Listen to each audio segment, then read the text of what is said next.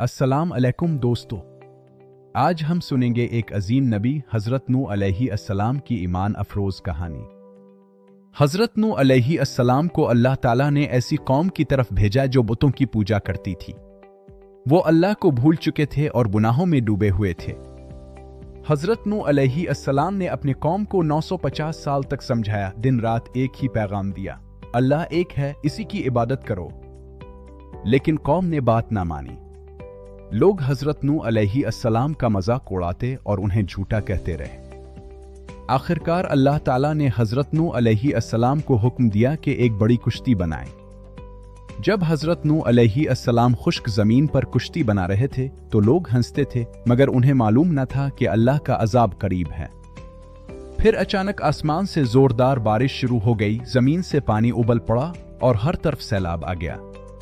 हज़रत नूह अलैहिस्सलाम कुश्ती में ईमान वालों और जानवरों के जोड़ों को सवार कर चुके थे। अफसोस, हज़रत नूह अलैहिस्सलाम का अपना बेटा भी ईमान न लाया और सैलाब में डूब गया।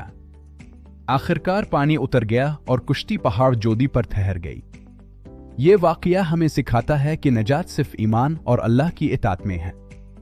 अगर आपको ये कहानी पसंद आई हो तो वीडियो को लाइक और शेयर ज़रूर करें। जज़ाक अल्लाह खैर।